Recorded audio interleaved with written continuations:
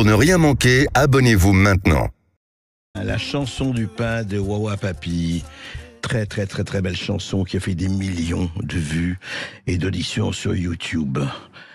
La chanson du pain, oui. Et puis, on ne va pas revenir à ces temps où, quand on réclamait du pain, on leur proposait de la brioche. C'était il y a un peu plus de 200 ans, cela. Mais qu'est-ce qui se passe aujourd'hui ? Eh bien, il se passe aujourd'hui que nous avons écouté une vidéo qui nous a effectivement bouleversés, celle de Stéphane Ravaclé, qui est boulanger.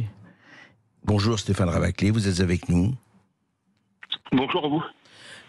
Stéphane Ravaclé, on vous a écouté à propos de ce boulanger de Marseille que vous connaissiez, qui a mis fin à ses jours parce qu'il n'en pouvait plus de payer des factures qui dépassaient de très loin ses possibilités. Qu'est-ce qui s'est passé d'abord exactement ? Qui est cette personne et qui vous a amené effectivement à lancer ce cri d'alarme et ce cri d'alerte, il faut le dire ? Alors, tout d'abord, bonjour à toutes et tous. En premier lieu, je ne connais pas ce boulanger, mais c'est un collègue.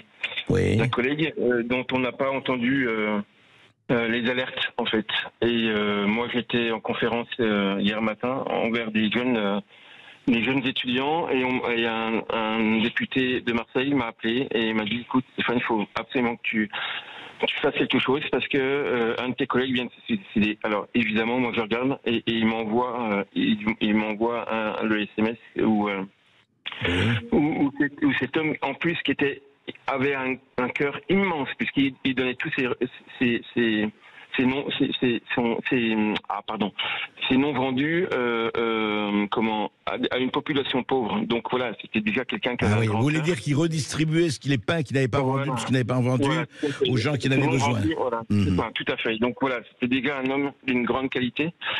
Et lorsque j'ai vu ça, en fait, j'ai pas eu le choix que de faire que d'alerter en fait, parce que on est aussi là pour alerter de ce qui se passe dans nos provinces et dans nos villes. Alors, qu'est-ce qui se passe exactement ? Alors, non, soyons très concrets, Stéphane Ravaclé. Qu'est-ce qui se passe ? On est vous voulez très dire concret, hein. Oui, non, mais vous voulez dire... Lorsque vous avez payé x5 vos factures d'électricité, lorsque vous payez x2 ou x3 votre beurre, et que vous augmentez de 30% la masse salariale parce que vous voulez... via l'inflation, payer correctement et que vos employés mangeront jusqu'à la fin du mois. Et bien en fait, il ne vous reste plus rien à la fin du mois pour payer vos factures. Et c'est ce qui arrive. Vous êtes vous-même, vous êtes vous-même boulanger Moi, j'étais boulanger. Moi, je suis devenu ouvrier boulanger puisque j'ai vendu mon entreprise. D'accord. Et et je n'ai plus cette enclume au-dessus de ma tête, fort heureusement, parce que ça faisait 25 ans que moi je me battais pour sauvegarder mon entreprise. Donc je connais la problématique, parce qu'il y a encore 6 mois, il y a encore 2 mois, j'étais encore patron. D'accord. Donc voilà, en fait, il faut absolument que le gouvernement se rende compte que... Vous savez, lorsque vous avez parlé, vous avez fait un avant-propos, mais il n'y a pas que les boulangeries. Vous avez un paysan sur tous les 3 jours qui se suicide. Exact. Est-ce qu'on en parle tous les jours à la radio ? Non. On en a en tout cas parlé, mais ce n'est pas le problème. Vous avez raison que effectivement, il y a des gens et ça se compte par milliers, sinon par centaines de milliers ou même voire par millions, qui effectivement le 15 du mois savent plus comment ils vont finir le mois. C'est évident. Et puis nous, nos clients. Nous, si on augmente nos prix, ce qu'on a fait, malheureusement, en fait, ils vont pas pouvoir se payer un croissant à 1,50 €. Donc, en fait, voilà, et en fait, il n'y a pas que l'électricité, alors ça fait x3, x5, mais la difficulté, c'est que si nos clients ne peuvent plus venir parce que l'inflation fait qu'ils ne peuvent plus manger de pain ou de croissant, on fait quoi, nous, derrière ? Ça sera les grands industriels qui vont racheter l'artisanat français. Et alors, dites-moi, monsieur Ravaclé, vous avez vu ça changer depuis quand ? Puisque vous avez été, ça fait 25 ans, vous avez dit que vous étiez dans cette activité, même plus. À votre avis, ça a commencé à sentir que ça n'allait plus. Quand je dis ça n'allait plus, c'est pas un jeu. Je veux dire, quand ça a commencé à vendre que ça devenait trop, c'était trop et qu'on dépassait les limites. Depuis le Covid, en fait. Alors tous les mois de décembre, hein, il y avait une inflation artificielle chez les boulangers. Hein. Les faiseurs de beurre, les faiseurs d'amandes, de poudre d'amande faisaient une inflation artificielle et on payait 3-4 fois le prix des amandes. Ouais. Mais là, c'est continuellement depuis le Covid. Depuis le Covid, oui, d'accord.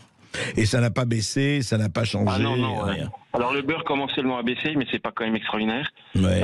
Voilà, mais tout le reste est là, quoi. Et puis quand vous faites x5, vous avez beau avoir un beurre pour croissant ou pour incorporation qui baisse de quelques dizaines de centimes, si vous faites x5 en électricité, vous allez rien. Enfin, ouais, je comprends. Ça ne fait rien du tout à la fin du mois, quoi. Et ça, dites-moi, autour de vous, beaucoup de gens le disent, beaucoup de gens s'en plaignent, beaucoup de gens voient en disant qu'est-ce qu'on va faire, comment on va faire. Enfin, vous sentez ça monter un peu partout? Mais depuis mon appel hier matin, moi j'ai des boulangers qui m'appellent, qui me disent mais tu as raison. Nous, on va faire comment? Enfin, voilà, l'alerte, elle est faite. Hein, elle est faite depuis le Covid. Hein. De toute façon, il y a eu même une remontée à Paris de certains boulangers, mais qui ont été pris pour des dodos, parce que de toute façon, c'est un secrétaire d'État qui les a reçus, et puis il n'y a rien qui a été fait. Et on nous a augmenté. On devait nous sauvegarder avec le bouclier fiscal, pas fiscal, mais le bouclier tarifaire, 125. Oui. Et là, on a augmenté 10%. Et puis, au mois de janvier ou au mois de février, on va nous remonter 10%. On veut quoi, en fait? Ouais. L'artisanat, c'est la première entreprise de France. On fait quoi? Oui. Mais vous avez l'impression, justement, mais c'est la question que tout le monde se pose, on veut quoi? Je veux dire, est-ce qu'on veut quoi? Étouffer? On veut faire disparaître toute une catégorie de métiers, les artisans, les agriculteurs, etc. C'est vrai qu'on peut se poser la question, mais à votre avis, franchement, vous êtes dans le... Disons, si vous avez un interlocuteur aujourd'hui face à vous, disons un interlocuteur qui a le pouvoir de bouger et de faire, qu'est-ce qu'il faudrait faire en premier ou en tout cas le plus urgent pour vous? Il faut quitter, il faut désobéir à l'Europe. Et comme l'Espagne a fait, il faut faire nos propres tarifs à nous en électricité pour sauvegarder, mais même par rapport au simple Kidam. Hein. Parce que quand vous revenez avec 2 ou 3 fois votre électricité et que vous êtes déjà au SMICAR, c'est pas possible. Donc de toute façon, faut déjà désobéir à l'Europe. Question électricité et question énergie. Et puis voilà, déjà, on aurait déjà une solution. Et puis comment revenir là, vous savez, bon, je suis plutôt de gauche, mais on attend le panier à TVA 0 depuis combien de mois? C'est tellement simple de faire un panier, vous savez. Et puis si jamais le panier à 0 TVA, pas de problème. Pour moi, j'accepte. Si on perd de la TVA, eh bien, vous savez, l'Espagne a mis un impôt en plus sur les banques, sur les transactions bancaires et sur les grands profits. Pourquoi on ne le fait pas? On aime mieux que nos paysans se tuent et que nos boulangers se tuent que de préserver les grandes familles les grandes familles d'argent, enfin, et les grosses, c'est impensable. Les gros divandes, vous voulez dire, etc., etc. Oui, voilà. Et puis les transactions bancaires, les grosses transactions bancaires. Pourquoi on ne peut pas le faire, nous? Qu'est-ce qu'on a de moins ou de plus que l'Espagne? Oui, l'Espagne, et d'ailleurs je crois que le Portugal aussi l'a fait, effectivement, et on se demande pourquoi eux peuvent effectivement désobéir à l'Europe, en tout cas dire à l'Europe, écoutez, nous on peut pas carrer, et tous les autres, dont la France, effectivement, suivent, je ne dirais pas aveuglément, mais suivent docilement les instructions européennes. Et ça, effectivement, c'est une vraie question, en tout cas, qu'on pose, et vous dites, sortons, en tout cas, ne suivons plus ces instructions-là, quoi, c'est ça? On n'a pas le choix. On est devant le mur, on est devant le vide. Est-ce que l'Europe, par cette question-là, va nous pousser encore longtemps? Enfin, c'est pas le premier, ce sera pas le dernier, malheureusement, parce qu'on sait très bien que psychologiquement parlant, ça va faire que certains le feront parce qu'il y en a un qui l'a fait, quoi. On sait, c'est un syndrome. Et ça le fera, et pour nos paysans c'est pareil, enfin c'est une catastrophe. Et dites-moi juste une dernière question, monsieur Ravaclé, ce que vous voyez autour de vous, parce que c'est vraiment une question qu'on se pose, c'est plutôt un sentiment de révolte ou un sentiment de résignation en disant oui on peut. Non, c'est plutôt, alors on a les deux, mais là franchement c'est plutôt, si on avait un sentiment de révolte, on serait, tous les boulangers seraient dehors. Lesquels sont dehors là? On paye le gasoil ou l'essence à 2,30 € ou 2,50 € dans les grandes capitales de France et on sort pas en fait. En fait, on le sait très bien parce qu'on a un État quand même qui a éborgné, qui a coupé les mains, etc. Puis bon, voilà, pour faire sortir l'artisanat dehors, il en faut. Donc je sais pas, je suis un peu perdu là, pour tout vous dire. Je comprends. En tout cas, merci de votre témoignage, merci de ce qu'on a entendu. On va évidemment suivre ça parce qu'à un moment donné, je pense qu'on ne peut pas laisser effectivement des professions entières s'éteindre, ou en tout cas péricliter comme elles le sont aujourd'hui. Merci Stéphane Ravaclé. Merci Stéphane Ravaclé. Je rappelle que vous êtes boulanger à Besançon. On va se retrouver dans... Ce n'est pas seulement en France qu'il se passe des choses, évidemment, en France métropolitaine. Il se passe aussi beaucoup de choses à Mayotte. On avait reçu, il y a quelque temps, il n'y a pas si longtemps, Mansour Kamardine, député LR de Mayotte. Bonjour, monsieur le député.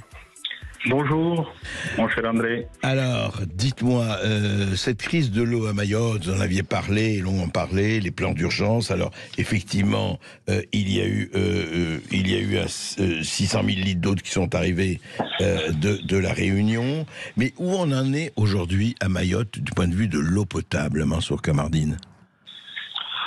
On est au stade où on était il y a un mois, on est au stade où on était il y a 2 mois, on est au stade où on était il y a 6 mois. Ouais. C'est-à-dire, en réalité, on réfléchit encore, on tergiverse pendant ce temps. Effectivement, les réserves se sont amenuisées. On a amené 600 000 litres d'eau. Je dis un grand merci au gouvernement. Malheureusement, ce n'est pas les 600 000 litres d'eau qui nous sortent de la situation dans laquelle nous nous trouvons. Ouais. Et alors concrètement, qu'est-ce qu'on peut faire? Je veux dire, effectivement, vous aviez alerté là-dessus, et on a vu, et puis on a vu les images, et on a vu ce qui se passe, mais en fait, ça devient effectivement dramatique, et vous demandez, si j'ai bien compris, Mansour Kamardine, un plan hors sec, d'enclenchement d'un plan hors sec immédiatement. Oui, le déclenchement du plan hors sec permet de concentrer davantage les pouvoirs entre les mains du préfet et entre les mains du gouvernement. Ça permet de mobiliser l'armée avec ses infrastructures, éventuellement des bateaux de la marine ou des avions de l'armée de l'air pour apporter de l'eau. Parce que nous sommes au devant de la catastrophe, d'une catastrophe, elle est devant nous. Les 600 000 litres d'eau qui nous ont été livrés permettent juste de tenir une semaine, et pour une population de 50 000 habitants qui a été évaluée comme étant la population, on va dire, la plus fragile, les plus de 65 ans, les nourrissons, et ceux qui auront un état de santé fragile. C'est 50 000 habitants. Mayotte, c'est 450 000, je dirais, tout statut confondu, et toutes les populations qui sont actuellement à Mayotte doivent pouvoir avoir accès à l'eau. Donc les mesures qui sont suggérées, c'est très bien, mais je crois qu'on est encore loin du compte. C'est pour cela que j'appelle de mes vœux la mobilisation, le déclenchement du plan hors sec. Mayotte est de vous à moi pour tout vous dire. J'ai peur qu'il n'y en ait pas.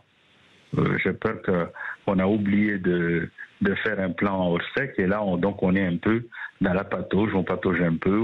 C'est-à-dire, qu'est-ce qui est prévu? Là, par exemple, il y a 1 200 000 litres d'eau qui doivent arriver dans les 3 semaines. C'est-à-dire, l'idée, c'est, en fait, pour le moment, on amène de l'eau qu'on peut, et puis voilà, on part au plus pressé. C'est ça, actuellement. Oui, c'est ça. Les 1 200 000 litres sont bien évidemment les bienvenus, mais ça ne tiendra pas d'ici l'arrivée des pluies, si tant est que les pluies soient là à la période où nous espérons. Donc c'est pour cela que je pense, moi, qu'il faut aller plus vite.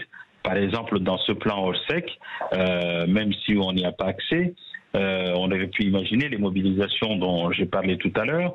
On peut peut-être imaginer, comme on l'a fait avec le Covid, mobiliser comment on appelle ça, les gels, parce qu'au lieu d'utiliser l'eau pour se laver les mains, on utiliserait peut-être les gels alcooliques pour nettoyer les mains et pouvoir être un peu propre. Et économiser l'eau. Il faut économiser l'eau. J'ai discuté avec un responsable il y a 2 jours qui s'était étonné de ce que les rampes d'eau qui ont été mises dans les établissements scolaires, il y en a 1 ou 2 qui ont été sectionnées. Et il disait, c'est quoi cet acte de vandalisme? J'ai dit, monsieur, c'est un instinct de survie. Il faut pas imaginer autre chose. Les gens qui Quand on a un enfant, 2 enfants, quand on a de la famille, on ne sait pas où trouver de l'eau. On est dans un système de survie, de système de survie. Et donc cet instinct de survie peut vous amener à commettre des... Donc je crois qu'il ne faut pas condamner même s'il faut condamner ces actes-là, il faut comprendre pourquoi c'est fait, parce qu'encore une fois, on est dans une espèce d'instinct de survie. Et oui, vous savez, M. Berghoff, on aurait dépolitisé la vie, l'action publique à Mayotte, on n'en serait peut-être pas là. On aurait construit l'usine de dessalement dans les conditions du code des marchés et non pas l'imposer pour le donner à des sociétés du CAC 40. On aurait accepté de construire la 3e retenue collinaire. On aurait contrôlé les flux migratoires et permettre à ce qu'effectivement les installations, les infrastructures qui existent permettent de... Voilà, on ne serait pas là. Au moment où nous parlons des crises d'eau, on a encore des gens qui arrivent, comme s'ils n'ont pas entendu qu'il y avait une crise de l'eau à Mayotte, ou comme s'ils n'y croient pas, alors qu'ici les gens meurent de soif. Vous touchez effectivement du doigt, on n'a pas fait de prévention, on n'a pas fait ce qu'il fallait faire, c'est ce que vous dites. En fait, on a laissé faire, quoi. On s'est passé la patate chaude ou l'autre d'eau. On a même empêché de faire, monsieur Berghoff. J'accuse. On a même empêché de faire. Quand vous avez le syndicat qui prend une délibération disant nous demandons une DUP pour pouvoir construire la retenue collinaire, nous sommes en 2018, et que l'État rejette la délibération, refuse de prononcer la DUP, et qu'on ne fait rien derrière, ben voilà, on est là. Il faut le savoir, ça. Donc ces situations-là, ce ne sont pas des situations imprévisibles, c'est des situations qui ont été... j'ose pas dire organisé parce que non, mais c'est des situations, on s'est dit, on est à Mayotte. Quand vous entendez un administrateur qui vous dit on est à Mayotte, ça veut dire qu'on peut faire n'importe quoi et n'importe comment. Ce que vous dites, Monsieur Camarnine, c'est ça, c'est qu'au fond, tout ça était prévisible, pouvait être prévisible, mais on a fait comme si, si de rien n'était, c'est pas grave, on verra quand ça se passe, quoi. C'est ça. Voilà. Mais... Ce qui se passe là, je ne l'imagine pas et je ne le souhaite pas en France hexagonale. Je pense que ça fait longtemps qu'on aurait entendu les gilets jaunes. Heureusement pour Mayotte, on a une capacité de résilience. Je ne sais pas jusqu'où, quel est le fond, quelle est l'étendue, mais ce qui se passe là est inadmissible. Mais alors, vous voulez dire quand même quelque part, oui, mais Mansour Camarnine, vous voulez dire quelque part que tout se passe comme si on passait Mayotte par pertes et profits. Enfin, on dit, on verra, c'est ça qui s'est quand même passé quelque part. C'est exactement ça. Et donc, ça conduit à interroger, est-ce qu'on est vraiment sûr que Mayotte est française? C'est ça. J'ai eu la visite de 3 collègues députés LR qui m'ont fait l'amitié de leur visite ici la semaine dernière. Et ils ont dit très clairement qu'ils ont été indignés par les situations à la fois de délabrement, de délaissement dans lequel se trouve Mayotte. On ne se dirait pas qu'on est sur un territoire français, un département français. Et c'est la réalité. Et c'est ça qu'il faut savoir. Si Mayotte est français, il faut s'en occuper comme n'importe quel département, territoire ou région de France. Et si ce n'est pas, il faut le dire. Je veux dire, c'est... C'est... Et dites-moi, là, vous allez, ce que vous avez demandé, ce plan Orsec, cette application du plan Orsec, vous l'avez transmis. Pour le moment, vous avez eu des réactions là-dessus, du côté soit de l'Élysée, soit du gouvernement, soit d'autres, ou pas pour le moment? Non, il n'y a pas de réaction à ce stade. Je ne désespère pas qu'il y en ait. Nous accueillons demain le ministre délégué à l'Outre-mer, M. Philippe Vigier. Dans le programme, je n'ai pas la sensation que ce plan, à moins que ce soit la surprise du chef. Pour l'instant, on va visiter, on va distribuer de l'eau aux populations les plus fragiles. Ensuite, on va vérifier, détecter, voir comment on détecte les fuites sur les réseaux. Et puis, on va regarder la construction, les sondages sur la mise en place des forages. Donc on est toujours dans les petites mesurettes. Franchement, je n'ai pas la sensation profonde que la gravité de la situation est arrivée à Matignon ou à Paris. Eh ben écoutez, il serait temps quand même qu'elle arrive. En tout cas, merci Mansour Kamardine. On va suivre évidemment cela et on vous rappellera parce que c'est impossible de laisser une quelconque population avec un manque d'eau. L'eau, c'est l'air qu'on respire. Voilà, exactement. C'est la vie, c'est ce que disaient les films. En tout état de cause, merci beaucoup pour cette mobilisation de votre antenne sur les sujets de Mayotte. Parce qu'effectivement, c'est important que nos compatriotes de métropole, de l'Hexagone, sachent exactement ce qui se passe dans nos collectivités les plus lointaines. Merci, on suivra tout ça. Merci Mansour Kamardine. Merci Mansour Kamardine d'avoir été avec nous. Je rappelle que vous êtes député LR de Mayotte et peut-être que vous-même... Du litre d'essence dans la pompe, qu'il est dur, le petit vision des numéros qui monte. Vous savez, quand on sort comme ça à la pompe, on la met et puis on regarde combien 1 euro, 1,10 €, 1,20 €, 1,30 €, 1,50 €, 2 € et qui dit mieux, voilà, le litre d'essence, hein. Ça va beaucoup plus que du temps des gilets jaunes en 2018. Actuellement, le litre d'essence, le samplon 95 pour être plus précis, en moyenne, c'est 1,96 €, soit 15 centimes de plus que début juillet. Il faut le dire aussi que dans certains quartiers des grandes capitales, c'est 2 € déjà, c'est 2 € dans certains. Alors, comment se décompose ces 1,96 €? Eh bien, les taxes pèsent plus d'1 €, c'est-à-dire plus de 55%. Matière première, évidemment, le baril de pétrole, 71 centimes.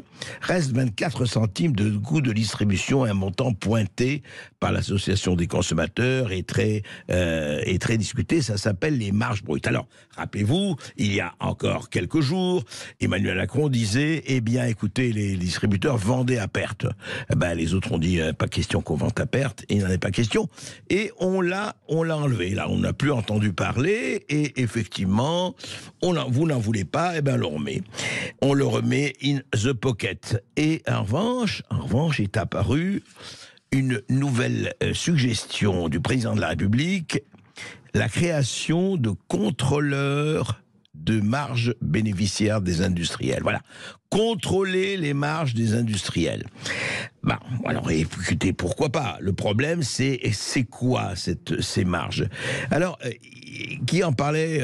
Quelqu'un qu'on aime bien, l'économiste François Langlais, il en parlait sur RTL hier, et voici ce qu'il disait, François Langlais. Ça sera, on l'imagine, le rôle des contrôleurs de marge, dont le chef de l'État a annoncé la création hier soir. C'était pas facile de faire passer Mélenchon pour un libéral, mais c'est presque réussi. Sur le fond vraiment, c'est quoi une juste marge au fait? Comment faire la différence entre l'entreprise qui marche pour investir, celle qui marche pour se reconstituer après des années difficiles, et celle qui marche pour rémunérer ses actionnaires? Sauf à envoyer des légions de fonctionnaires contrôler les livres de compte. Et comment va-t-on punir la marge excessive dans l'énarchistan qui est devenu la France?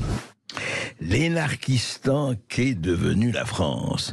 Mais enfin, François Langlais, mais vous l'avez très bien compris, bien sûr, quand il y a un problème qui soit économique, qu'est-ce qu'on crée? Des fonctionnaires. Mais exactement, vous l'avez dit, on va envoyer des légions de fonctionnaires, voilà, de contrôleurs. Ça va faire de l'emploi, ça encore. Ça va réduire les chiffres du chômage. Voilà, créons des milliers. Et effectivement, qu'est-ce que ça veut dire? Il y a des marges qui font des marges de 12 à 20% dans certains magasins, d'autres qui font beaucoup moins, d'autres qui font très peu. Effectivement, les distributeurs ne font pas énormément, ils font plus qu'avant. C'est vrai, ils font plus qu'avant. Mais comment faire? Et puis surtout, en contraignant les marques à limiter les marges, elles pourraient décider d'apprisionner ailleurs. Ça peut engendrer une pénurie, ça peut engendrer une raréfaction des produits, et surtout une augmentation des prix. Parce qu'on va contrôler les marges, eh bien, qu'est-ce qui va se faire? Ils vont hausser les prix de notre côté. Enfin, on sait très très bien comment ça se passe, hein. Et puis, dans les magasins, un certain nombre, s'il s'agissait de camembert, de bouteilles d'eau ou de coca, qu'est-ce que ça deviendrait? Enfin, on ne peut pas, franchement. On comprend, je veux dire qu'on essaye de prendre les choses en main, mais très sincèrement, il n'y a vraiment rien à faire sur les 55% ou presque 60% de taxes de l'État. Vraiment rien. On ne comprend pas. Je crois qu'on pourrait demander évidemment aux entreprises de faire un effort sur leurs marges, mais il faut que l'État aussi fasse un effort sur ses marges. Et de ce point de vue, c'est pas nous qui décidons. Hein. Là, c'est pas l'État, c'est nous. Hein. L'État, c'est moi, hein, comme disait Louis XIV. Et puis tous ses successeurs. L'État, c'est moi. Et non. On voudrait quand même être peut-être un peu associé à ce genre de discussion. Non, ce ne serait pas mauvais, ça. Eh ben non. Écoutez, voilà, on va créer des brigades de contrôleurs de marge bénéficiaire. Ça va être très intéressant quand on voit l'extraordinaire échelle des marges bénéficiaires. Très bien, allons-y. Enfin, soyons absolument clairs. Je veux dire, il n'est pas question de laisser que d'un côté on contrôle les marges et d'un côté le prix monte avec l'inflation, avec la hausse des taux, etc. Alors s'il vous plaît, comme disait aussi notre ami François Langlais, et peut-être que l'Énarquistan pourrait peut-être être un peu lui aussi contrôlé dans ses marges d'erreur d'appréciation. On va se retrouver dans pas question, et ça n'a aucune importance. It doesn't matter if you're black and white, it doesn't matter si vous êtes blanc ou noir. Et il y a eu cette affiche que nous avons reçue, c'était samedi dernier, devait se tenir à Grenoble, 23 septembre à 16h30 au Jardin des Plantes, après la manifestation contre effectivement les violences policières. Mais, eh bien, il devait y avoir une manifestation, la première assemblée antiraciste, ça s'appelle comme ça. Alors il y a eu des plaintes au préfet, le préfet a interdit l'assemblée, mais ce qui m'a frappé, c'est quand même l'intitulé du texte. Écoutez l'intitulé du texte. Parce que les luttes antiracistes nous appartiennent, nous lançons un appel à toutes les personnes non blanches à participer à la première assemblée antiraciste. Alors, je sais pas, peut-être que je sais pas lire le français, peut-être, vous allez me dire, mais la première assemblée antiraciste, nous appelons à participer à cette première assemblée antiraciste tout le monde, sauf les Blancs. Alors là, écoutez, je sais pas, je comprends pas. C'est-à-dire que donc, un Blanc par essence, soit selon ces personnes organisatrices et racistes, par essence, et évidemment de façon, je veux dire, mais il n'y a même pas à discuter, il ne peut être, puisqu'il est blanc, que un raciste, persécuteur, oppresseur, etc., et je passe le reste, ou alors, comment on appelle une assemblée antiraciste, des personnes qui interdisent en fonction de leur couleur de peau, une partie de la population à participer, alors qu'elle peut être sincèrement progressiste, antiraciste, anti-apartheid, évidemment anti-discrimination, etc., je ne parle même pas du genre, eh bien on lui interdit de participer. Mais c'est quoi ça ? Franchement, c'est quoi ? Je veux dire, il y a dans l'esprit, je ne sais pas si c'est le cerveau de certaines personnes, des contradictions absolument... Allez, j'allais dire qu'il faut se dépêcher d'en sourire de peur d'être obligé d'en pleurer.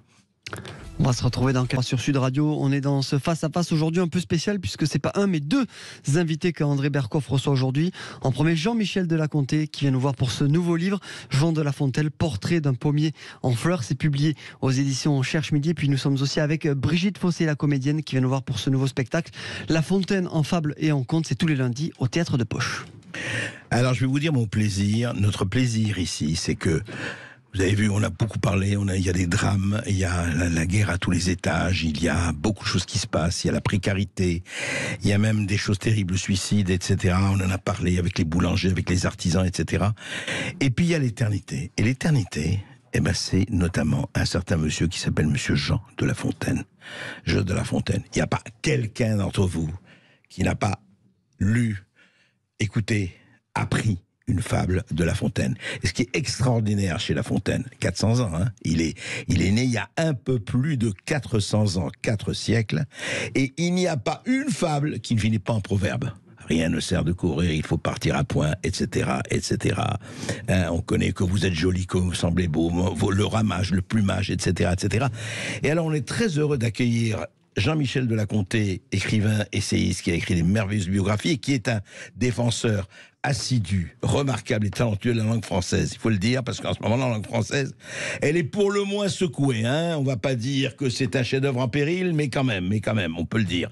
Et puis, Brigitte Fossé, on la présente pas, comédienne, magnifique, conteuse, et depuis des années, elle défend la poésie, elle défend les auteurs, et elle est actuellement tous les lundis à 19h au théâtre de Poche-Montparnasse à Paris. Allez-y, courez-y, j'y étais hier, c'était vraiment très beau, avec la pianiste Danielle Laval, et voilà, Fontaine en fable et en note, justement, Jean de La Fontaine, et c'est quand même un moment de plaisir, parce que là, vraiment, on sort de ça, et on est encore une fois, dans le permanent, dans l'immanence. Alors, Jean-Michel de La Comté, alors ce Jean de La Fontaine, vous dites, le sous-titre, c'est « Portrait d'un pommier en fleurs ». Il a fait beaucoup de pommes, Jean de La Fontaine? Non, il n'a pas fait beaucoup de pommes, mais c'est une de ses amies, une grande dame, une des nièces de Mazarin, qui était une grande coquine, comme toutes les nièces de Mazarin par ailleurs. C'était un grand siècle de coquines, heureusement. Absolument. C'était très vivant et très vibrant. Et il se trouve qu'elle était la femme du gouverneur de Château-Thierry, oui. Ville de naissance de La Fontaine, qui se rendait souvent, presque toute sa vie, s'est rendu entre Paris et Château-Thierry. Il était proche de cette duchesse de Bouillon, la nièce de Mazarin, qui disait de lui: « Oh, monsieur de La Fontaine, il écrit si facilement, les vers lui viennent si facilement, qu'il est comme le pommier, les vers lui tombent comme ça, comme elles tombent du pommier, les pommes, comme les pommes tombent du pommier, voilà. » Ouais. Et alors justement... c'est faux d'ailleurs. Ce qui est faux. Elle a eu tort de dire ça. Mais on en parlera peut-être parce qu'il a une spontanéité extraordinaire, La Fontaine. On a l'impression effectivement qu'il pond les fleurs. Facilité incroyable, ouais. Mais en même temps... derrière, mais on en parlera peut-être, il y a beaucoup de travail. Alors justement, il y a beaucoup de travail, et aussi, dans votre livre, il est passionnant, je le recommande vraiment aux éditeurs, aux résistants, à tous ces gens de Sud Radio, à tous les hommes et les femmes, parce que il y a quelque chose de formidable, c'est que vous faites un portrait de La Fontaine. Au fond, on le connaît sans le connaître, on connaît ses fables, et vous dites, c'est en même temps un rebelle, c'est en même temps un marginal, il travaillait pas pour la cour, si, mais pas pour l'argent, enfin, c'était pas un courtisan, en fait, c'était quelque part un rebelle, un marginal, et avec une espèce de facilité, puis un jouisseur. Tout à fait. Un bon vivant, comme on dit. Ouais. Et alors, en quoi était-il comment ça se passait entre sa vie et son œuvre? C'est une très très bonne question, parce que généralement on tend à soit la vie, soit l'œuvre.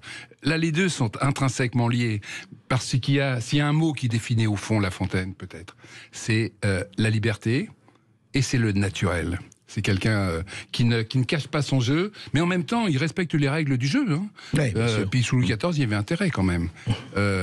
Donc il y a cet aspect-là. Et puis par ailleurs, vous avez raison de le dire, moi c'est quelque chose qui m'a beaucoup plu chez lui. Je trouve que c'est un personnage très attachant, très très sympathique. Il a un côté bohème, et il aime bien lever le coude, il adore les femmes. Et si elles sont jeunes, c'est pas plus mal, voire très jeunes, mais c'est... Oui, non, mais il ne s'intéresse pas aux nymphètes virginales, pas du tout. Hein. C'est seulement littéraire quand il fait ça. Oui. Je vous ai bien lu. Mais vous avez tout à fait raison. C'est un grand rêveur, au fond. C'est pas un violeur. C'est le contraire d'un violeur. Ah non, pas du tout. Il y a même, sans y insister, mais pour que ce soit bien clair, bon, c'est un bohème qui aime les femmes. Bon, il est plus ou moins propre, mais ça, on s'en fiche. Quand il lever le coude, il est bien le bon vin aussi, les bonnes chairs. Il adore ça, bien sûr, tout à fait. La bonne chair, tout à fait. Mais comme vous le dites, Brigitte, vous avez tout à fait raison. En même temps, c'est pas du tout un violeur, et au contraire, il a la réputation d'être un homme qui respecte les femmes. Il a une jouissance du vocabulaire qui célèbre les femmes. Voilà. Et c'est une jouissance presque physiologique, bien Exactement. Que ça passe par la littérature. Et le fait d'en parler avec des amis, comme vous le dites, c'est déjà le comble de la joie, et peut-être le nec plus ultra. Oui. Alors comment Jean-Michel de La Comté, comment il a vécu, parce qu'il y a eu quand même, il a eu des moments, on se rappelle tous, enfin tous ceux qui ont étudié l'histoire, il y en a beaucoup, la fameuse affaire du surintendant Fouquet, qui faisait de l'ombre à Louis XIV, et on sait ce qu'il en est advenu. Or, La Fontaine a pris la défense de Fouquet, ce qui c'était assez risqué à l'époque, non? Quelle fidélité. Oui, voilà. C'est ça, c'est la fidélité, en même temps la prudence. Parce qu'il faut faire un petit peu attention quand même. Non pas du tout que la monarchie absolue, ça veut dire, c'est pas totalitaire. Enfin, c'est très autoritaire, bien évidemment. Donc, Fouquet, aux alentours de 1660, lorsque le roi Louis XIV prend le pouvoir personnel, la première chose qu'il fait, c'est qu'il abat Fouquet, qui était le surintendant des finances, donc je vous passe les détails. Et effectivement, La Fontaine, comme Madame de Sévigné, par exemple, faisait partie des intimes de Fouquet, qui est un mécène extraordinaire. Et La Fontaine, qui est un homme, comme vous le dites, Brigitte, qui est un homme fidèle, eh bien, il a défendu, avec modestie, avec prudence, mais il est resté fidèle à Fouquet. Oui, mais après, ça lui a rendu très difficile son élection à l'Académie française, parce que Louis XIV en avait pris quand même un peu ombrage, en tout cas connaissance. Oui. Et donc, heureusement qu'il avait beaucoup d'amis fidèles aussi qui l'ont aidé. Mais bon, ça, c'est l'Académie, oui, aujourd'hui, l'Académie, c'est plus ça du tout. Hein. Mais enfin, ça, c'est une autre histoire. Ce que je veux savoir, c'est comment La Fontaine, alors pour vous aussi, et Brigitte va en parler aussi, et on va surtout lire quelques fables absolument immortelles, mais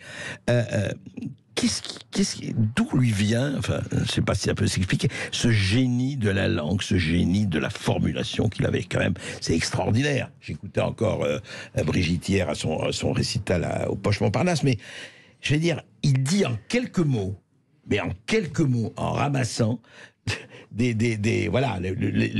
toute la sagesse du temps. Ce rapport à la langue, d'ailleurs, il y a quelque chose de très classique, qui relève de la littérature classique. Mais sauf que chez lui, c'est porté au point de fusion, comme chez Pascal d'ailleurs. C'est l'économie des moyens. Il n'est pas du tout bavard, La Fontaine, sous cet angle. Hein. D'un trait, le héron, par exemple, le héron long bec, emmanché d'un long cou. Il a tout dit, quoi. Ouais, c'est décrit, c'est l'image. C'est complètement visuel. Et en plus, il y a chez lui, mais c'est le cas de tous les grands écrivains et tous les grands poètes, un sens de la musique extrêmement fort. C'est de la musique, ces fables. C'est pour ça que ça se retient bien aussi. Hein, ça aide et ça se voit. Je dis de lui que c'est un rimeur, enfin celui qui fait des rimes, un rimeur visuel. On les voit. D'ailleurs, c'est pas hasard, s'il y a eu tellement d'illustrations de La Fontaine, c'est tout un art. Tout ça, c'est extrêmement cohérent. Et je pense que chez les enfants, c'est d'autant plus facile à apprendre, pas toutes les fables qui sont difficiles, les plus connues en tout cas, que c'est une musique et les gosses, ils sont accoutumés à ça en quelque sorte. Ils peuvent même les chanter. Oui, c'est vrai. Et juste un mot, ce bestiaire, ça lui est venu tout de suite, le bestiaire, en disant, allez, je vais prendre les animaux, malades ou pas malades, bien portants. Oui, vous savez, c'est ses propres fables. Ésope, on trouve la même chose, puisqu'après tout, c'est son modèle. Et puis, alors c'est un monde, on s'en rend pas bien compte, mais l'époque de La Fontaine, c'est une époque où les gens vivent avec les bêtes. Alors c'est curieux parce qu'en même temps les gens de la ville ne connaissaient pas tellement la campagne, comme aujourd'hui. Mais malgré tout, si j'ose dire, le parfum des bêtes était dans l'air. La ville était encore plus à la campagne qu'aujourd'hui. Mais bien sûr, c'est ça, bien sûr. Et donc tout ça, et puis lui, j'en termine sur ce point, lui-même était maître des eaux et forêts, donc en Champagne, donc il connaissait ça, il avait de l'amour de ce qu'il avait, des animaux, des poissons, tout ça c'est très présent. C'est un monde complètement, c'est bizarre à dire, c'est un monde universel. Tous les éléments sont réunis chez La Fontaine. C'est son côté totalisant, merveilleux. C'est vrai. Le climat, tout. On va en parler avec Brigitte Fossé, avec Jean-Michel Delaconté, après cette petite pause. À tout de suite. Et puis avec vous aussi au 0826 300 300, on continue de parler d'histoire, de culture et de poésie, de fable avec Jean-Michel Delaconté et Brigitte Fossé. À tout de suite sur Sud. Jean de La Fontaine, portrait d'un pommier en fleurs, de Jean-Michel Delaconté au Cherche Midi. Vraiment un livre à lire parce que c'est un livre qui se déguste comme les fables de La Fontaine se dégustent. Vous savez, ce sont des millésimes. Hein. On prend le temps. Et je me rappelle très très bien ce que disait Talleyrand à Fouché, hein, le vice et le crime. Il disait un verre de vin. C'est comme ce que les fables de La Fontaine, vous le prenez, vous le humez, vous le reposez, vous en parlez, et ensuite vous le buvez. Et ben voilà. Et Brigitte Fossé, avec Daniel Laval, au théâtre tous les lundis à 19h, au théâtre de Poche Montparnasse à Paris. Et effectivement, et d'ailleurs, Brigitte Fossé, elle aime tellement le livre, elle est présidente du prix du livre Cogidi. Ah non, pas du tout. Non. Vous n'êtes pas présidente? Ah oui, si. Ah oui, c'est vrai, j'avais oublié. Oui, donc, en tant que présidente, je me vois comme membre du jury. En fait. Voilà, mais oui, mais enfin, vous êtes présidente quand même, ma chère Brigitte. Alors, on va parler. Alors, dites-moi, allez, une fable de La Fontaine. Vous les dites tellement bien. Alors, elle n'est C'est pas laquelle dans le spectacle. Oui. J'aurais voulu la mettre, mais malheureusement, ça ne dure que 1h10. Par conséquent, on peut pas tout mettre, hélas.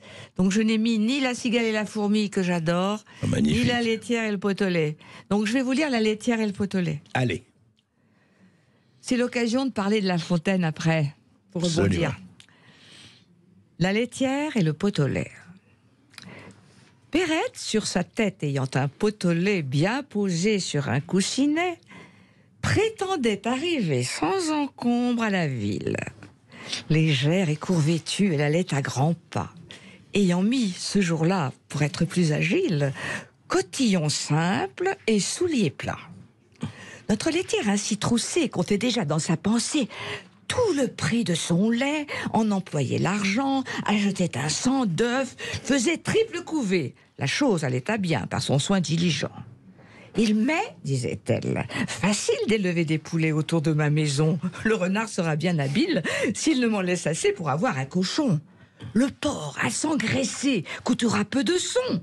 Il était, quand je lus, de grosseur raisonnable. J'aurai le revendant de l'argent, bel et bon. Et qui m'empêchera de mettre en notre étable, vu le prix dont il est, une vache et son veau que je verrai sauter au milieu du troupeau? Perrette là-dessus saute aussi transportée. Le lait tombe. Adieu, veau, vache, cochon, couvé. La dame de ses biens, quittant d'un œil Marie sa fortune ainsi répandue, va s'excuser à son mari en grand danger d'être battu. Le récit en farce en fut fait. On l'appela le pot au lait. Quel esprit de bas la campagne! Qui ne fait château en Espagne? Picrocole, Pyrrhus, la laitière, enfin tous, autant les sages que les fous. Chacun songe en veillant, il n'est rien de plus doux. Une flatteuse erreur emporte alors nos âmes. Tout le bien du monde est à nous, tous les honneurs, toutes les femmes.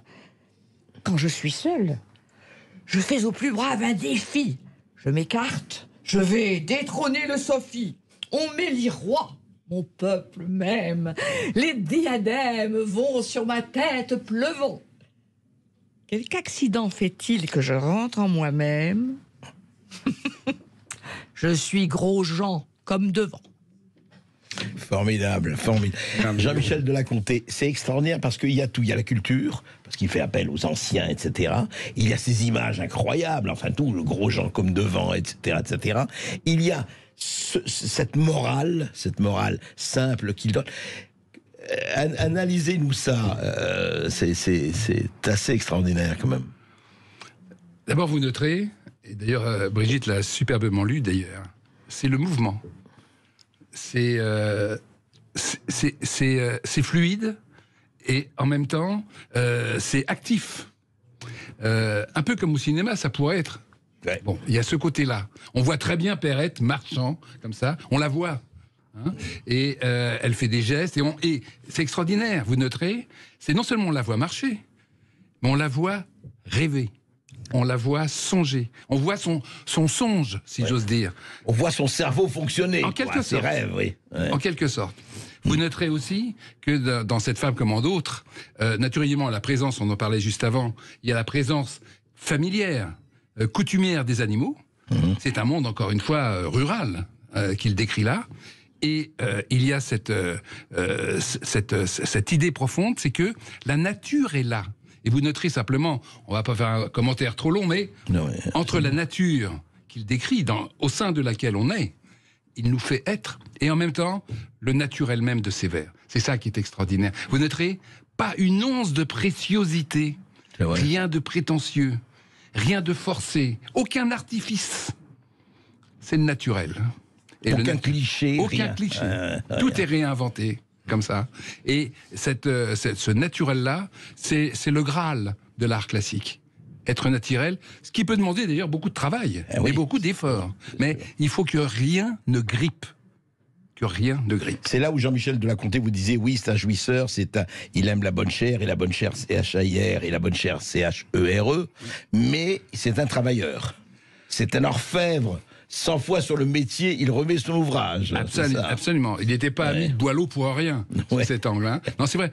D'un mot, c'est Paul Valéry qui raconte ça, mais il dit, en effet, analysant d'ailleurs un texte de La Fontaine, le premier vers nous est donné par les dieux.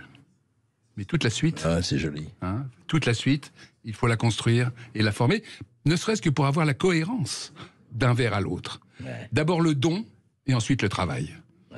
Formidable. Ce que j'aime aussi beaucoup dans cette fable, c'est la modestie et la tendresse de La Fontaine. Oui. Parce qu'il y a des moments où il est très cynique et très caustique. Mais là, il est d'une tendresse folle. Il l'aime, Perrette, parce que Perrette, c'est lui. Et quand on dit que tous les personnages sont l'auteur, mais là, Perrette, c'est vraiment lui. Et le fait de penser à Perrette, qui fait un rêve et qui en est tellement heureuse, c'est un peu pour moi lui qui écrit des fables. C'est-à-dire que à travers le rêve et la création, il touche à une sorte de nirvana. Dans sa modestie, de lui, le pauvre gros La Fontaine, qui est là, en train d'écrire modestement dans la solitude. C'est beau cette solitude qui rayonne sur la joie, parce que vous dites dans votre livre une chose que j'adore, c'est que quand il était dans le monde, il n'était pas brillant. Oui. On attendait de lui qu'il récite des fables, qu'il fasse rire, qu'il soit un divertissement. Il n'était pas brillant, oui, dans la conversation. Non, on lui demandait, on exigeait de lui d'être divertissant, comme on peut exiger de toi, André, qui est un poète, allez, fais-nous rire, ou dis-nous une poésie. C'est un rôle qu'on t'oblige à jouer, t'as pas envie de le jouer tous les jours. Eh bien, lui, La Fontaine était discret, et il observait le monde, et il était timide, et c'est merveilleux, parce que rien ne lui échappait, parce qu'il était dans un silence d'observateur qui allait lui servir après. Et j'adore ce côté-là de La Fontaine. Oui, et pour rebondir une seconde, quand vous dites il était comme ça, dans son monde, il est dans son monde, et en même temps, d'ailleurs dans Perrette on le voit, il est dans le monde de Perrette, si je puis dire, et ce monde...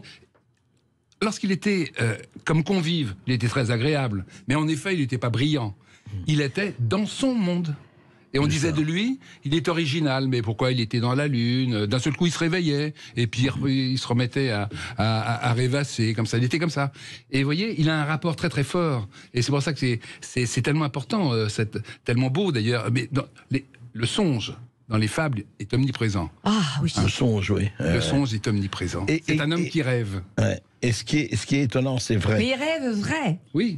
Et d'ailleurs, il y avait beaucoup de lui, vous racontez, où il rêvait des associations et après il les transposait. C'est extraordinaire. Il vivait ses rêves dans l'écriture. Tout à fait.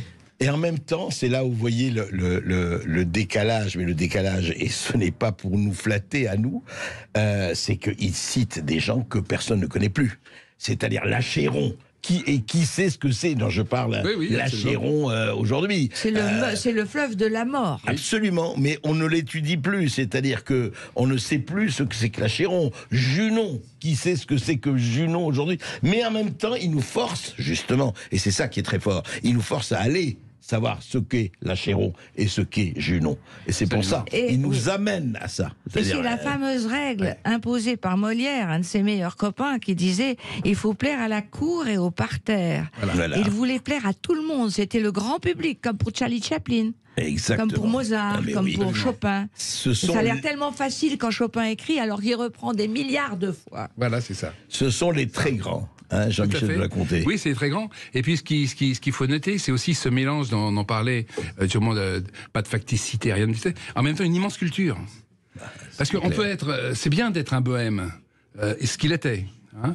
Il ne s'intéressait pas à l'argent, d'ailleurs, soit dit en passant. Alors, il dit de lui, il est très modeste, humble. Moi, j'y crois pas trop quand il dit ça. Il n'a pas de mémoire. Ouais, d'accord. Il dit, quand il parle de lui, il y a tous les défauts. Il dit qu'il passe sa vie à dormir et n'a rien faire.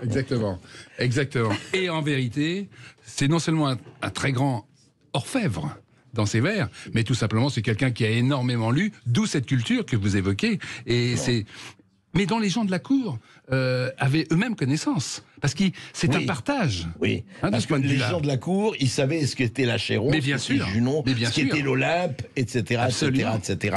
On en parle tout de suite après une petite pause. Et avec vous. On continue de parler de La Fontaine et de ses magnifiques fables avec vous au 0826 300 300. À tout de suite. Aujourd'hui, vraiment, et ça nous fait très plaisir, c'est Jean de La Fontaine qui parle aux Français par l'intermédiaire de Jean-Michel de la Comté, qui a écrit un très très beau livre, un très joli, un superbe essai sur ce portrait d'un pommier en fleurs. Donc c'est aux éditions du Cherche-Midi.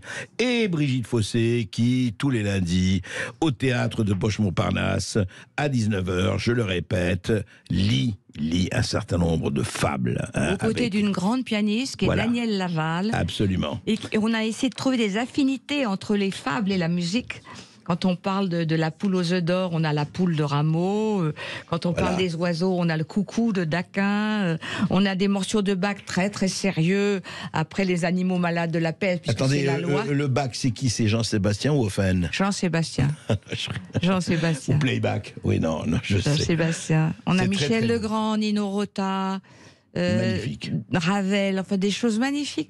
Et c'est très intéressant parce que comme il se baladait énormément dans la nature et qu'il allait tout le temps à Château-Thierry, là où il était né, j'imagine que, tu vois, entre la musique et la nature, il y a quelque chose comme une balade, comme ça, qui fait partie des moments où il ne parlait pas et où il écoutait. Absolument. Les rythmes. Mais justement, je voudrais peut-être, à un moment donné, on parle beaucoup de la nature, mais parler des salons, Jean-Michel de la Comté. Vous avez dit que le rôle des salons à l'époque, hein, 18e, enfin ce 18e siècle-là, était très important. Oui, parce que les salons, d'abord, c'est une socialité qui... Alors évidemment, c'est des milieux aristocratiques. C'est des milieux, d'ailleurs, je le note en passant avec un certain plaisir, les hommes et les femmes étaient dans une grande égalité. Oui, il faut le rappeler. Hein, pas mal, il le dit dans ses fables, d'ailleurs. Tout à fait. Je ne suis pas de ceux qui disent une femme s'est noyée. Absolument. Voilà. Absolument. Il honore les femmes, il les respecte, il les admire, il les aime. Et dans la vie, il les respectait aussi. Tout à fait. Il ne se moquait jamais des femmes qui étaient soit trop cultivées, soit trop ignardes. Soit jamais. précieuses. Les seules qu'il n'aimait pas trop, il le dit, c'est les précieuses. Les précieuses. Les précieuses parce qu'elles sont mijaurées. Ah oui, oui. Et elles affectent de ne pas aimer les hommes. Mais alors, est-ce que dans ces salons, il y avait, je dirais, rivalité de culture, rivalité de briller? Vous savez, c'est important aussi, là. J'emploierais un mot, si vous voulez, qui peut-être correspond bien à l'esprit, c'est de l'émulation entre les uns et les autres. Vous voyez? Et effectivement, on le voit d'ailleurs dans le très beau film de Lecomte, Ridicule. D'ailleurs, c'est assez bien retranscrit. L'esprit. Puis de Patrice Lecomte. L'esprit, voilà, c'est ça. L'esprit français. Voilà. Ouais. Et les salons, de ce point de vue-là, sont formidables parce que ce sont des joutes de mots, bien sûr, pas de plaisanterie, parce que la vulgarité ne doit d'aucune manière être vulgaire, enfin, la vulgarité, être présente. L'humour, c'est pas ça. Bien sûr. C'est l'esprit. La vivacité. D'ailleurs, qu'on retrouve dans cette vivacité un parfum des fables. Hein. Il y a énormément d'esprit chez La Fontaine. Tout à fait. Même d'humour, on peut dire. Enfin, il peut y avoir de l'humour. Il peut y avoir de l'humour. Mais il y a surtout ce caractère sautillant, allègre de l'esprit. Il est allègre. La Fontaine, même si le fond, l'arrière-fond, est d'une très grande cruauté. Parce que le monde, comme il dit, le monde des hommes, c'est celui des animaux en pire. Ce qui est extraordinaire quand même, parce que si on lit les fables et on les écoute, etc., il ne parle que des rapports de force. Tout à fait. À un moment donné, c'est quoi? Si t'es pas fort, t'es mort. Tout à fait. Je veux dire, c'est ce qu'il dit quand même quelque part. Absolument. Et il dépeint une société qui est dure. Alors la société des salons, c'est autre chose. C'est la société d'une convivialité. Pas tellement sur le plan, vous voyez, comme on va dire des festins, c'est pas ça. Non, c'est des gens qui sont ensemble, assez nombreux d'ailleurs, et ils font une chose qui existe assez rarement maintenant, ou du moins beaucoup moins. Et souvent que Brigitte, elle fait au théâtre, à savoir des lectures publiques.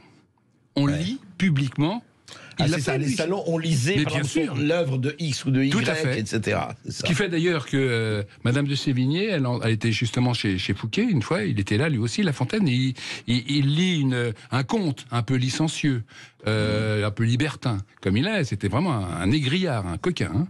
Et elle l'écoute. Hein, un égrillard et un coquin doublé d'un homme profondément honnête et rigoureux. Tout à fait.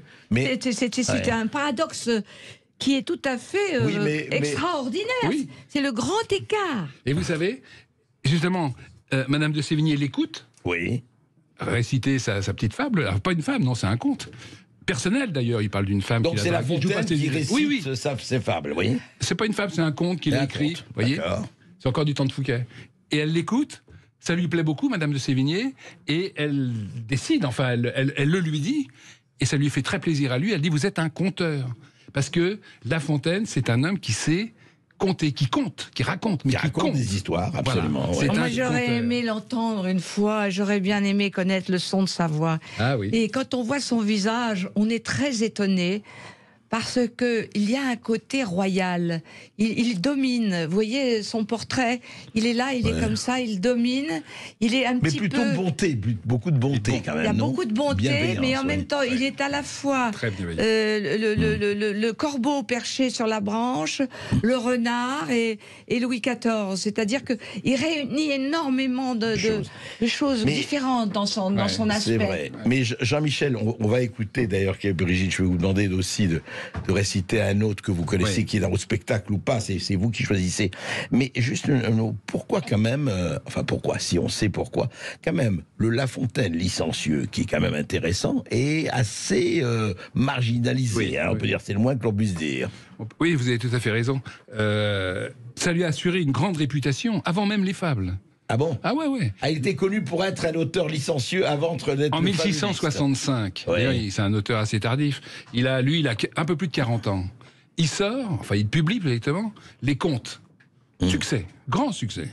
3 ans plus tard, il a 45 ans, ce sont les fables. Ça commence par les contes. Et effectivement, les gens aimaient ça. Il a même eu des petits ennuis, pas très méchants, mais avec la police. Un peu plus tard. Parce que ces contes, ils sont pour l'époque. Oui, attendez, l'époque, oui. Attendez. Dans ces contes, c'est quoi? C'est des histoires de fesses, quand même. Mais entre clair. Qui et qui? Il y a plein de religieux là-dedans. Et de novices. Donc l'Église, elle apprécie moyennement, quand même. C'est vrai. Après, l'Église avait un pouvoir qu'elle n'a plus aujourd'hui. Bien sûr. Et ô combien. Ouais. Alors donc l'Église, le clergé lui a fait les gros yeux, quand même. Et l'État est intervenu, mais ça n'a pas été bien méchant. Mais ça a reculé du même coup son élection à l'Académie française de 6 mois, malgré tout. C'est tout. Mais il n'a pas été poursuivi. Non, pas du tout. Non, pas du tout. Brigitte Fossé, qu'est-ce qu'on pourrait entendre? Les animaux malades de la peste. Un mal qui répand la terreur. Mal que le ciel, en sa fureur, inventa pour punir les crimes de la terre, la peste, puisqu'il faut l'appeler par son nom, capable d'enrichir en un jour l'Achéron, faisait aux animaux la guerre. Ils ne mouraient pas tous, mais tous étaient frappés. On n'en voyait point d'occupés à chercher le soutien d'une mourante vie. Nul mets n'excitait leur envie. Ni loup, ni renard n'épiaient la douce et l'innocente proie. Les tourterelles se fuyaient. Plus d'amour, partant plus de joie. Le lion tint conseil et dit: mes chers amis, je crois que le ciel a permis pour nos péchés cette infortune. Que le plus coupable de nous se sacrifie au trait du céleste courroux. Peut-être il obtiendra la guérison commune. L'histoire nous apprend qu'en de tels accidents, on fait de pareils dévouements. Ne nous flattons donc point. Voyons, sans indulgence, l'état de notre conscience. Pour moi, satisfaisant mes appétits gloutons, j'ai dévoré force moutons. Comme avait-il fait? Nulle offense. Même, il m'est arrivé quelquefois de manger le berger. Je me dévorais donc s'il le faut, mais je pense qu'il est bon que chacun s'accuse ainsi que moi, car on doit souhaiter, selon toute justice, que le plus coupable périsse. Sire, dit le renard, vous êtes trop bon roi. Vos scrupules vont voir trop de délicatesse. Eh bien, mangez mouton. Canaille, saute espèce. Est-ce un péché? Non, non. Vous leur fîtes, Seigneur, en les croquant beaucoup d'honneur. Et quant au berger, l'on peut dire qu'il était digne de tout mot, étant de ces gens-là qui, sur les animaux, se font un chimérique empire. Ainsi, dit le renard, et flatteur d'applaudir. On n'osa trop approfondir du tigre, ni de l'ours, ni des autres puissances, les moins pardonnables offenses. Tous les gens querelleurs jusqu'au simple matin, au dire de chacun, étaient de petits saints. L'âne vint à son tour et dit « J'ai souvenance qu'en un pré de moines passant, la faim, l'occasion, l'herbe tendre, et je pense, quelque diable aussi me poussant, je tondis de ce pré la largeur de ma langue. Je n'en avais nul droit, puisqu'il faut parler net. À ces mots, on cria haro sur le baudet. Un loup, quelque peu clair, prouva par sa harangue qu'il fallait dévouer ce maudit animal, ce pelé, ce galeux, d'où venait tout leur mal. La peccadille fut jugée incapendable. Manger l'herbe d'autrui, quel crime abominable! Rien que la mort n'était capable d'expier son forfait. On le lui fit bien voir. Selon que vous serez puissant ou misérable, les jugements de cour vous rendront blanc ou noir. Bravo. Yeah. Formidable. C'est admirable, cette écriture, c'est extraordinaire. Et on sent bien que c'est l'ami de Molière, parce qu'il y a dans le vers, bien sûr c'est travaillé, bien sûr c'est rythmé, mais une possibilité de le parler, de le dire, de s'exprimer, de changer de rythme. Et on peut le dire chaque fois d'une manière différente, comme dans Molière. On se retrouve tout de suite après cette petite pause, et il nous faut un peu respirer, parce que nous étions sur les cimes. Un code d'émotion ici à Sud Radio, avec Brigitte Fossé, avec Jean-Michel Delaconté, puis avec vous au 0826 300 300. On continue de parler de La Fontaine. À tout de suite. Et voilà, vous avez bien compris en écoutant Jean-Michel Delaconté, en écoutant Brigitte Fossé, que si vous voulez savoir ce qui se passe en politique en France, eh ben relisez La Fontaine. Le meilleur des chroniqueurs politiques. Il n'était évidemment pas que cela, mais quand même, sur le plan, vous savez, c'est ça, en fait, Jean-Michel Delaconté et Brigitte Fossé. Ce qui est intéressant, c'est que de ce point de vue, le cerveau reptilien n'a pas bougé d'un iota. On dit la technologie, les réseaux sociaux, l'intelligence artificielle, etc., etc. Très bien, très bien. Et bien, c'est important, la technologie. Et on n'est pas contre. Mais l'âme humaine, les ressorts, la cupidité, la trahison, les rivalités, mais aussi l'amour, etc., ben c'est déjà chez La Fontaine, largement. Tout à fait. Et il y a un côté intemporel et universel, d'ailleurs, dans ce qui est dénoncé et dans ce qui est aussi, au contraire, admiré et mis en valeur, comme l'amour. Plus d'amour et partant plus de joie. C'est merveilleux, ça, quand même. Hein. Pas de joie sans l'amour. L'amour, c'est la joie. Et donc, effectivement, le côté intemporel, on le voit très bien. C'est pour ça qu'il a pu se fonder, se référer aux fables d'Ésope, 5 siècles avant Jésus-Christ. Et puis d'un autre, d'ailleurs, un fabuliste indien à peu près de la même époque, qui s'appelait Pilpay, dans les fables duquel il a puisé lui-même, La Fontaine. Vous voyez, au long des siècles, ce sont les mêmes réactions, les mêmes mœurs, les mêmes... En fait, l'homme est immuable. Depuis des millénaires, l'homme est immuable. Absolument. La jalousie, absolument. Les péchés capitaux, mais les vertus capitales aussi. Hein, exactement. C'est pour ça, je le dis en passant, que ceux et celles qui s'imaginent qu'on peut changer l'homme et la femme au nom de nouvelles mœurs, d'une culture ou d'une révolution culturelle qui devrait être grandiose. Je parle tout ce qui relève du wokisme, toutes ces choses-là. Ils rêvent. L'homme et la femme ne changeront jamais. Hein. Comme ceux qui veulent détruire la langue mais pareil. Aussi. Hein. C'est ça, au nom de je ne sais quel... On s'imagine que détruire, c'est construire. Non, détruire, c'est détruire. Et le fait de saccager un peu, on le voit un peu trop aujourd'hui, la langue française, et en tout cas de peu respecter, pas assez honorer la langue, en particulier du 17e, du 18e, enfin celle de nos ancêtres, quoi, celle qui nous a fait être ce que nous sommes, c'est problématique. C'est pour ça que c'est un tel bonheur d'écouter et de lire La Fontaine, parce que là on se plonge dans une langue en plein épanouissement, c'est vrai. En pleine juvénilité. Et en pleine sève. C'est ça qui est formidable, c'est que ça a 4 siècles et c'est d'hier. C'est une langue toute neuve. Ouais. C'est une langue toute neuve aussi. Toute neuve, hein. Après la Renaissance, c'est une langue toute neuve, comme si aujourd'hui, j'ai l'impression, moi, que notre langue est toute vieille. C'est aux antipodes de la novlangue. Absolument. D'Orwell. Mais bien sûr. Et c'est non, mais c'est formidable. Et ça s'entend très bien c'est merveilleusement lu ce que vous avez fait, Brigitte. Et je le dis très sincèrement, c'est très émouvant en même temps.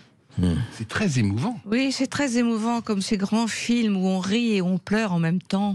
Bien sûr, comme Shakespeare. Oui, et le tragique et le comique sont intimement liés dans une humanité, voilà, très variée, très vaste. Et puis par moments, il y a une pâquerette de tendresse qui surgit.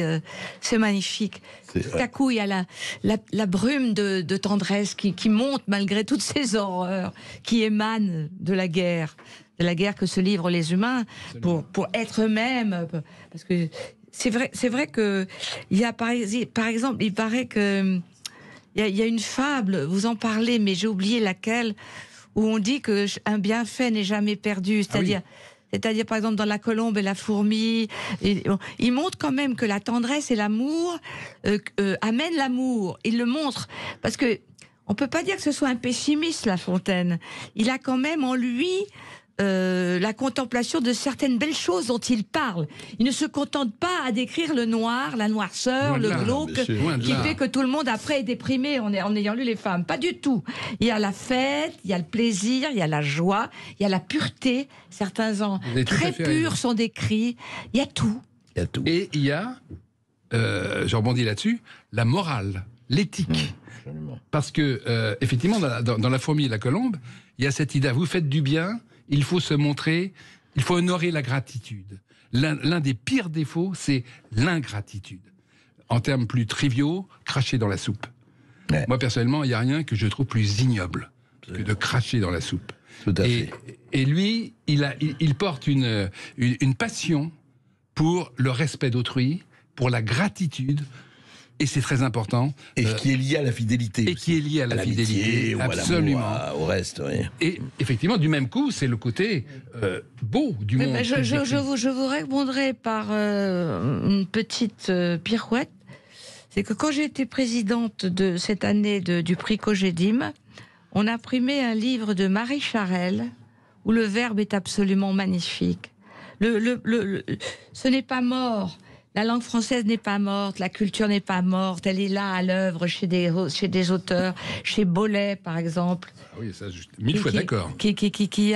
C'est un homme qui a été cracheur de feu, absolument, qui a arpenté la campagne, qui vit dans le fin fond du Jura comme un ours.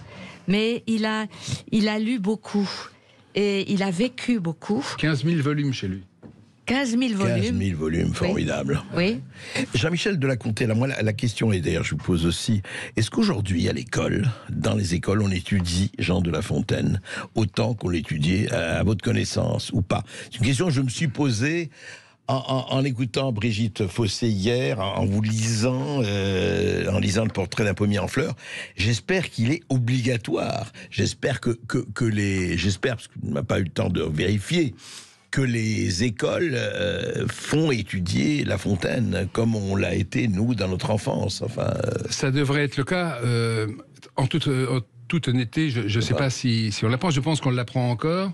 Je note quand même que le ministre Jean-Michel Blanquer, il y a 2 ans, au moment du 400e anniversaire de la naissance de La Fontaine, avait pris la décision de remettre à tous les enfants qui sortaient du cours élémentaire, je crois, un recueil des fables. C'est bien. Quand même c'était 2021. Voilà, c'est ça exactement. 2021. Et bon, là, alors, je sais pas comment ça se traduit dans les faits, mais enfin, il y a une incitation qui mérite d'être relevée quand même. Absolument. Ma fille Marie-Adam, qui est professeure de théâtre à Boulogne-Billancourt, elle enseigne les fables de La Fontaine au cours de théâtre. Ah oui. Et elle le fait vivre aux enfants, et les enfants adorent. Bien sûr. Ils sont tellement joyeux avec ça, c'est extraordinaire, ça les épanouit. Ils sont le méchant, le gentil, c'est génial. Et je rebondis un quart de seconde, joyeux vous dites, c'est vraiment ça. La Fontaine, il le dit lui-même d'ailleurs, et on le dit, c'est un homme qui est pour la gaieté. ça. Sans doute parce qu'il est un vrai mélancolique et il a besoin de la gaieté. Voilà. Et il n'y a pas plus serviteur de la gaieté et de la joie que ceux qui veulent sortir de leur solitude. Vous savez ce que disait un réalisateur contemporain, Chris Marker, quand ils ont lui demandé de définir l'humour, il disait l'humour c'est la politesse du désespoir. Exactement. Et c'est assez beau. Alors il n'était pas désespéré, La Fontaine, mais quand même. Parce que l'âme humaine, il montrait très bien, l'âme humaine, elle est terrifiante, quoi. Quelque part, elle peut être absolument terrifiante, quoi. Le corbeau et le renard, et surtout les animaux malades de la peste, par exemple. Hein, je veux dire. Le loup et l'agneau. Enfin, le loup et l'agneau. Oui, non, mais tout le monde se bouffe là-dedans, une férocité incroyable. Et d'ailleurs, il n'y a pas besoin de morale dans le loup et l'agneau. C'est la seule où il n'y a pas de morale. C'est un constat, c'est un film dur.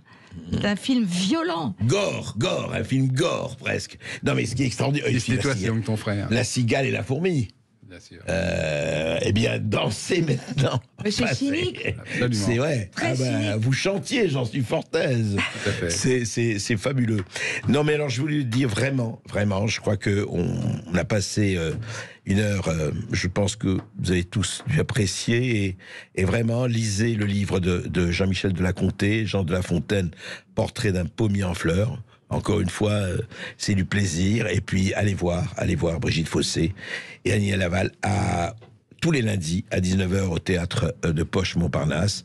Parce que, encore une fois, vous savez, ces plaisirs deviennent extrêmement rares et surtout précieux. Il faut le savoir, dans un temps où les sens ont changé de mots et les mots changent de sens. Donc, il est très important de revenir aux mots, aux vrais. Merci d'avoir été avec nous et je vous confirme André que c'est bien encore enseigné à l'école et surtout à l'école primaire. Tout de suite, très bien.